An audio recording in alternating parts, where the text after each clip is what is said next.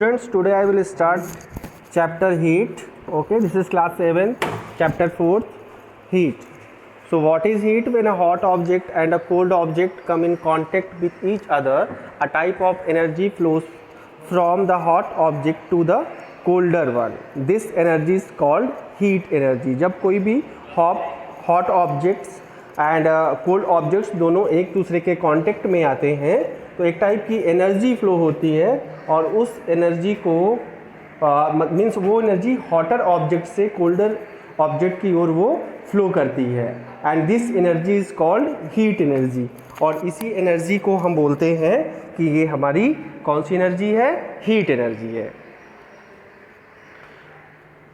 Hot and cold. What is hot and cold? So we can understand if an object is hot or cold by the sense of touch. However, it can trick us sometimes. Therefore, we use a thermometer. We can understand if an object is hot or cold by the sense of touch. हम किसी भी object को touch करके sense करके बता सकते हैं कि ये ऑब्जेक्ट हमारा हॉटर ऑब्जेक्ट है कि कोल्डर ऑब्जेक्ट है। However it can trick us sometimes. कभी कभी हमें ये पता चलता है जब हम उसके टच करते हैं, सेंस करते हैं तो हमारा ऑब्जेक्ट हॉट है कि कोल्ड है। Therefore we use a thermometer. इसके लिए हम क्या यूज़ करते हैं? We use thermometer. The temperature of an object, it is the degree of hotness और coldness of an object. Temperature क्या होता है किसी ऑब्जेक्ट का, या टेम्परेचर किसे कहते हैं, तो हम किसको डिफाइन कैसे कह सकते हैं कि it is the degree of hotness और कोल्डनेस ऑफ एन ऑब्जेक्ट। ये किसी भी ऑब्जेक्ट को की हॉटनेस और कोल्डनेस इससे हमें पता चलता है। Now you can see very hot, warm, cool and cold temperature. Next, what is thermometer? Thermometer क्या होता है? It is a device that can be use to find out how hot an object is. ये वो device होती है जिससे हमें ये पता कर सकते हैं कि जो ऑब्जेक्ट है वो कितना हॉट है। In other words we use a thermometer to measure the temperature of an object. और हमें पता है कि हम थर्मोमीटर को ये तो पता ही कर सकते हैं कि हॉट ऑब्जेक्ट है कि कोल्ड ऑब्जेक्ट है, या कितना हॉट है कितना कोल्ड है। इसके अलावा हम ये पता कर सकते हैं इसके बियॉन्ड कि हम ये जो है किसके लिए यूज किया जाता है? To measure the temperature of an object. किसी भी ऑब्जेक्ट का क्या मीन्स क्या उसका टेम्परेचर है, हम उसको जो है मेजर कर सकते हैं। And you know that types of temperature. Now first one is clinical thermometer. पहला जो थर्मोमीटर है, सॉरी टाइप्स ऑफ थर्मोमीटर यहाँ बात कर रहे हैं, तो इसमें पहला आपका क्लिनिकल थर्मोमीटर है। And you know that it is a device that is use to measure the body temperature of a person.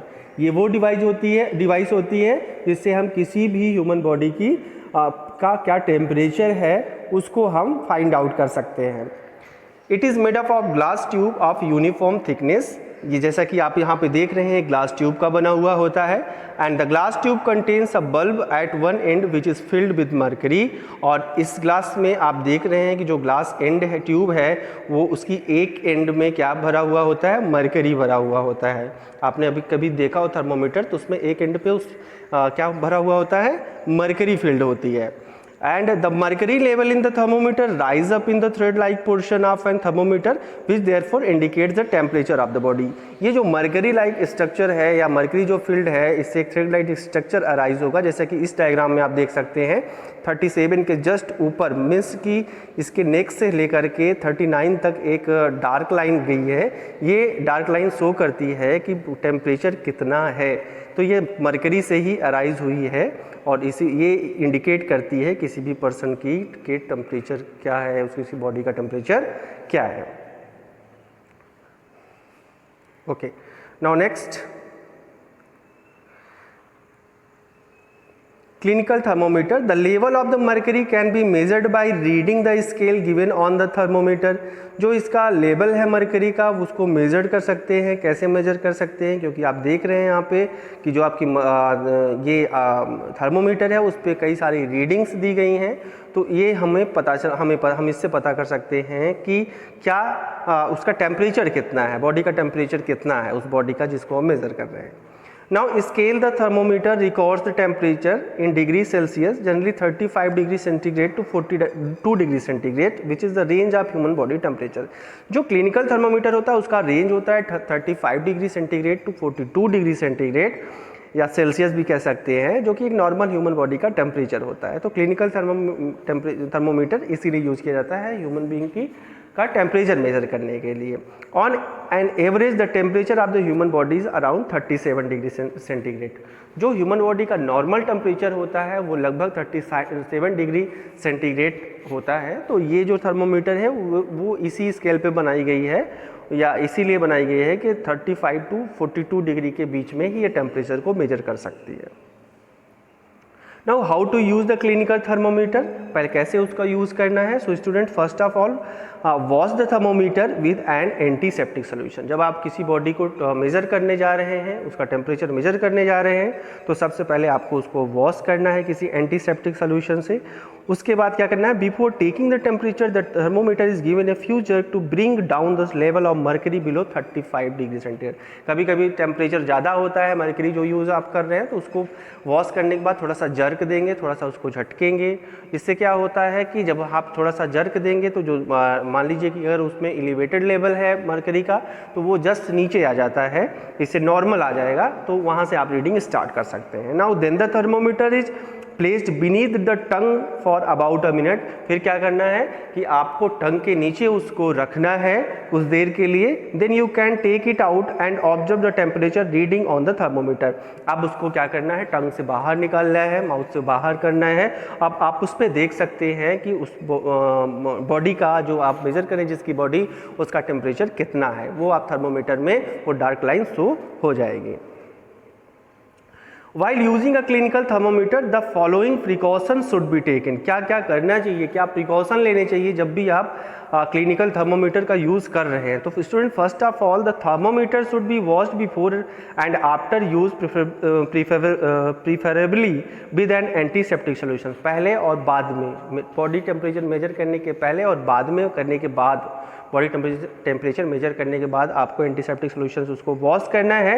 And it should be handled with care. इसको बड़े प्रॉपरली उसको हैंडल करना चाहिए, नहीं टूट सकता है, ग्लास का होता है। The bulb of the thermometer should not be touched while taking a reading. जब आप रीडिंग ले रहे होते हैं तो जो उसका बल्ब होता है ना नीचे का, उसको आप जो चमकता हुआ शाइनी अपीयरेंस होता है उसको हैंड से नहीं टच करना है। Hold the thermometer by its glass body. आपको थर्मोमीटर कहाँ से होल्ड करना है, जो उसकी ग्लास की बॉडी होती है वहाँ से होल्ड करना है, न कि आपको जो है उसका बल्ब जो है हैंडल करना है। Okay, so it should be insured that before use the mercury level in below 35 degree Celsius. और जब भी आप मेज़र कर रहे हो तो पहले आप इंश्योर हो जाओ कि जो इसमें टेम्परेचर जो रीडिंग है वो 35 के नीचे है कि नहीं है। ऐसा तो नहीं है 37 डिग्री हो, 38 डिग्री हो, ऐसा नहीं। पहले उसको जर्क दे दिए, इसीलिए जर्क दिया जाता है कि वो 35 के नीचे आ जाए, जिससे हम एग्जैक्टली जो बॉडी टेम्परेचर है उसको फाइंड आउट कर सकें। Now laboratory thermometer is the second type of thermometer. The laboratory thermometer is used to find out the temperature of the other objects such as water rather than human body temperature. Laboratory जैसा कि नाम से ही पता चल रहा है तो ये लैब्स में यूज किए जाने वाले थर्मोमीटर होते हैं, और ये जैसे वाटर वगैरह का टेम्परेचर मेज़र करना हुआ तो ये उसके लिए यूज़ किए जाते हैं, ह्यूमन बॉडी के लिए नहीं यूज़ किए जाते हैं। It can be measure the temperature from -10 degree centigrade to 110 degree centigrade. और इसकी कैपेबिलिटी होती है कि ये टेम्परेचर कहाँ तक मेजर कर सकता है, मीन्स माइनस में मेजर कर सकता है, -10 degree centigrade to 110 degree centigrade. जबकि ह्यूमन बीइंग का जो क्लिनिकल थर्मामीटर था वो इतना ही नहीं कर सकते थे, उसमें हम इतना बॉडी का टेम्परेचर तो होता नहीं, इसलिए हम उसको नहीं यूज कर रहे थे। यहाँ पे लेबोरेटरी इसीलिए होती है कि यहाँ पे डिफरेंट काइंड्स के टेम्परेचर को आप मेजर कर सकते हैं। While using a laboratory thermometer, the following precautions should be taken। क्या क्या प्रिकॉशन इसमें भी होना चाहिए। Handle the thermometer with care, आपको प्रॉपर हैंडलिंग करना है उसको। Do not hold the thermometer by the bulb while taking a reading, इसमें भी वही करना है, आपको बल्ब नहीं टच करना है उसका। The thermometer should be kept upright not tilted, उसको सीधा रखना है, टिल्टेड पोजीशन में या टेढ़ा नहीं रखना, उसको अपराइट करके रखना है जिससे प्रॉपर रीडिंग आए। The bulb should not touch the surface of the container, जो बल्ब है उसको इस कंटेनर में डाल करके आप किसी भी चीज़ का टेम्परेचर मेजर कर रहे हैं तो उसके बॉटम पे उसका बल्ब टच नहीं होना चाहिए, थोड़ा सा उसके एबव ही उसकी पोजीशन होनी चाहिए। Now third types of thermometer is digital thermometer, जो आजकल आप लोग बहुत देखते होंगे। Now days digital thermometers are use to measure body temperature. इस समय डिजिटल थर्मोमीटर का यूज़ हो रहा है बॉडी टेम्परेचर को मेजर करने के लिए। They work on tiny dry cells, इसमें छोटे छोटे ड्राई सेल्स होते हैं और क्या कहते हैं, इन्हीं सेल की वजह से ये अपना फंक्शन शो करते हैं। And it is safer device because it does not contain mercury which is toxic substance. Student, mercury एक टॉक्सिक सब्सटेंस होता है और उसको टंग के नीचे रखना वो हो सकता है कि आपके लिए हार्मफुल इफेक्ट शो करे, तो उसकी जगह पे आजकल डिजिटल थर्मोमीटर इसीलिए यूज़ हो रहे हैं कि ये आपकी बॉडी के लिए टॉक्सिसिटी नहीं क्रिएट करते हैं क्योंकि इसमें मर्करी नहीं प्रेजेंट होता है। Now transfer of heat is the second topic of your chapter heat. So let's start. Heat energy always flow from a region of higher temperature to a region of lower temperature. सभी को पता है कि जो heat का flow होता है वो हाई टेम्परेचर से लो टेम्परेचर या हॉट ऑब्जेक्ट से जो ऑब्जेक्ट हॉट नहीं होते हैं उनमें उनका फ्लो होता है, एनर्जी का फ्लो होता है, till both attain the same temperature. जब तक दोनों का टेम्परेचर सेम नहीं हो जाएगा तब तक हॉटर ऑब्जेक्ट से कोल्डर ऑब्जेक्ट की तरफ हीट का ट्रांसफर, हीट का फ्लो होता रहता है। And this phenomena is called transfer of heat, और इस फिनोमेना को हम हीट ट्रांसफर बोलते हैं। And the main way by which transfer of heat occurs are conduction, convection and radiation. 3 process होते हैं जिसके थ्रू हीट का ट्रांसफर होता है students, conduction, convection and radiation. तो यहाँ पे जैसे कि डायग्राम में आप देख रहे हैं कि कंडक्शन प्रोसेस में किसी ने एक रॉड लिया है और इसमें हॉटर टू जब ये किसी ऑब्जेक्ट को हम हीट करते हैं, जैसे हम आयरन ले लेते हैं उसको हैंड पे पिक करके रखे रहते हैं, तो अगर इसको एक एंड इसका किसी हीट हॉट ऑब्जेक्ट पे रखें या उसको गर्म करें तो ये धीरे धीरे आप क्या होगा कि जो हाथ में आप पकड़ के रखे हो धीरे धीरे उधर आग की तरफ से जब हम हीट कर रहे हैं तो उधर से हीट का ट्रांसफ़र आपके हाथ तक आ जाता है जहाँ पे आपने होल्ड करके रखा है। तो ये कंडक्शन प्रोसेस होती है, इसमें हीट का जो ट्रांसफ़र होता है hot object to cold object होता है और इसमें पार्टिकल टू पार्टिकल जो है हीट मतलब ट्रांसफ़र होता है हीट का, एक पार्टिकल से दूसरे पार्टिकल ऐसे वाइब्रेशन होता है और ये आपका हीट का फ्लो ऐसे ही होता है। तो हम तीनों पढ़ेंगे वन बाय वन कि what is convection, conduction and radiation. Now first of all conduction, you can see here एक पर्सन है वो अपने एक हैंड में हैंड का मतलब किसी भी पार्ट को पकड़ा हुआ है, जैसे आयरन रॉड के पार्ट को पकड़ा हुआ है और इसने एक तरफ उसको पकड़ा हुआ है, दूसरा एंड इसका किसी हीट पे है, तो आप देख सकते हैं उसको गर्म कर रहा है, तो धीरे धीरे क्या होगा हीट का ट्रांसफ़र पूरे बॉडी तक हो जाएगा, मीन्स जहाँ पे उसने हैंड पे से पकड़ रखा है वहाँ तक हो जाता है। ऐसा क्यों होता है? So conduction is the transfer of heat from hotter part to a colder part of an object due to the collision of its particle without actual movement of the particle from their position. इसमें क्या होता है कि जो भाई iron है, rod है, तो ऐसे ही हीट का ट्रांसफ़र होता रहता है, पार्टिकल का मूवमेंट नहीं होता है, एक ही जगह पे रखकर वो मूव करते हैं और कोलिजन करते हैं और जो हीट का ट्रांसफ़र है one part to another part होता रहता है। नाउ कंडक्टर्स क्या होते हैं? The object that can allow the heat to flow through them are called conductor. Conductor वो ऑब्जेक्ट्स होते हैं, वो ऑब्जेक्ट जो अपने बॉडी से, अपने पार्ट्स, बॉडी पार्ट से या अपनी बॉडी, उनकी बॉडी ऐसी होती है कि जिसमें हीट का ट्रांसफ़र होता है, हीट को के फ्लो को वो अलाउ करते हैं, उन्हें कंडक्टर्स कहते हैं, जिसमें करंट पास हो सके, ये कह लें हम। जैसे मेटल्स में such as copper and aluminium heat का ट्रांसफ़र होता है, इसलिए ये कंडक्टर्स होंगे।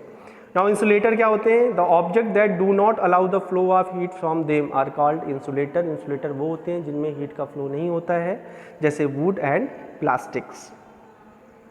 Next is convection, the transfer of heat in liquid and gases is called convection. Convection के थ्रू जो हीट का ट्रांसफ़र होगा वो लिक्विड्स में होगा और गैसेज में होगा। The molecule of the liquid or gases that are near the source of the heat get heated first, they become lighter due to the heat and move upwards. क्या होगा? जैसे आप किसी केतली में कोई वाटर को हीट कर रहे हो, तो जब भी उसको नीचे से सोर्स दी जाती है एनर्जी का या हीट का, तो क्या होता है कि जब उसमें आप फिंगर डिप करिए तो ऊपर का तो नहीं गर्म होता है, लेकिन जैसे ही फिंगर को डीपली आप वाटर में ले जाइए वो गर्म होता है। तो इससे क्या मतलब है? इससे ये मतलब है कि जो आपका जो है क्या होता है कि जो जब नीचे से हीट मिलती है ना, तो वहाँ से ये वाटर मूवमेंट करते हैं अप की तरफ, मतलब लाइटर हो जाते हैं, हीट मिलने के बाद वो हल्के हो जाते हैं, लाइट हो जाते हैं, लाइटर स्टेज में आ जाते हैं, हल्के हो जाते हैं और वो ऊपर की ओर ट्रांसफ़र करते हैं, और नीचे के स्पेस को लेने के लिए ऊपर वाला वाटर नीचे आएगा उसकी जगह पे। तो इस तरह पूरा प्रोसेस आपका कंप्लीट होता है और आपका पूरा जो है वाटर हीट हो जाता है। So the colder particles being heavier take the place and this process continue until the whole liquid और द गैस गेट्स हीटेड। तो वही बात बोली जा रही है यहाँ पे, that's is why the area above the flame of a candle always feel hot but the area on the side of the candle does not। यही शो करता है कि जब भी फ्लेम में कैंडल का जो वो एरिया आपको हॉट लगता है, जो क्या कहते हैं उसके फ्रंट पे रहता है, लेकिन बैक साइड वाला जो एरिया होता है साइड में वो हीट नहीं होता है। यही कैंडल में बताया गया है कि this is why the area above the flame of a candle always, मतलब कि जो फ्लेम के एबव वाला एरिया होता है वो हीट होता है और जो फ्लेम के नीचे वाला एरिया होता है वो हीट नहीं होता है, या जो साइड्स वाले एरिया होते हैं। Now radiation is the process of transfer of heat in the form of waves. Heat का ट्रांसफ़र वेव के फॉर्म में होता है। रेडिएशन में कोई भी मीडियम आपको नहीं मिलता, किसी मीडियम की ज़रूरत नहीं होती है, and it can occur in vacuum tube, और ये वैक्यूम में होने वाली प्रोसेस होती है। वैक्यूम में भी रेडिएशन प्रोसेस होती रहती है। एग्जाम्पल में the sun heat reaches the earth surface through radiation. जो सन की हीट हमारे अर्थ सरफेस पे आ रही है वो रेडिएशन के ज़रिए से ही आ रही होती है। And every hot object radiate some heat into the environment.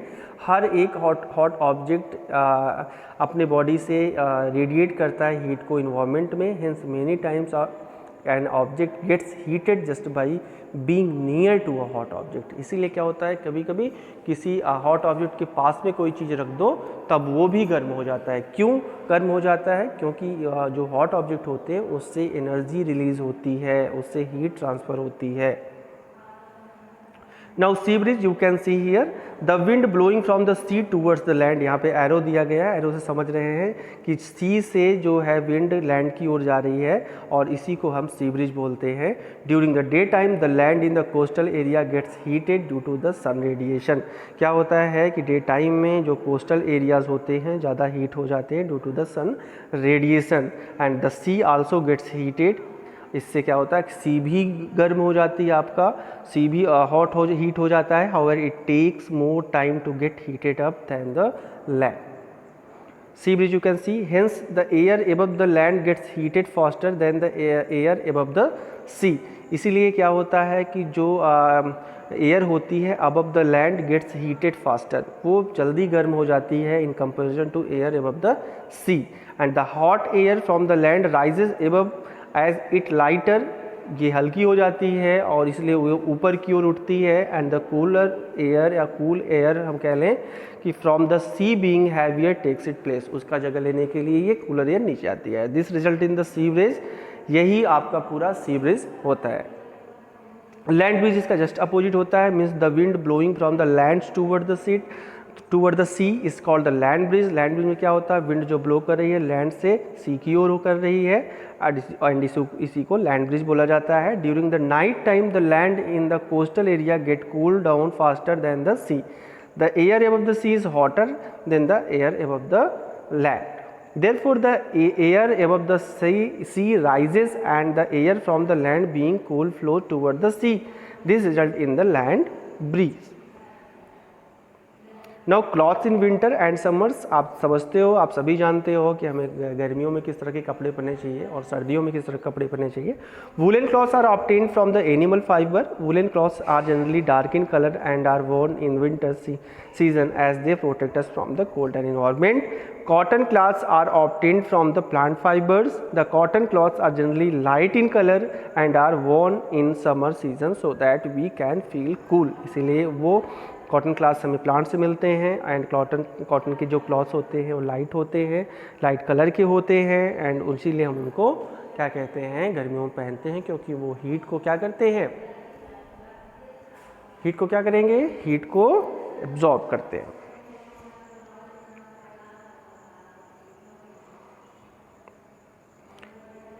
How do woollen clothes keep us warm, कैसे हमें वार्म करते हैं इसको हम समझ लेते हैं। The woollen clothes are bad conductor of heat, woollen clothes आपके बैड कंडक्टर होते हैं हीट के, therefore they do not allow the heat from the body to move in the environment, इसीलिए वो हीट को नहीं अलाउ करते हैं। Therefore they do not allow the heat from the body to moves out, इसलिए body की जो heat है उसको बाहर जाने नहीं देते हैं। As a result the air present between the woollen clothes and our body becomes hot and this makes us feel warm, इसीलिए हम गर्म फील करते हैं या हमें अच्छा महसूस होता है ठंडियों के दिन में। Similarly 2 thin blankets provide more heat than 1 thick blanket because air can be trapped between the 2 thin blankets, यही वजह होती है कि एयर उसमें ट्रैप्स हो जाती है 2 थिन ब्लैंकेट्स में और आपको गर्मी लगती है। So student, thank you for watching. This is chapter 4th and it is now completed. So thanks.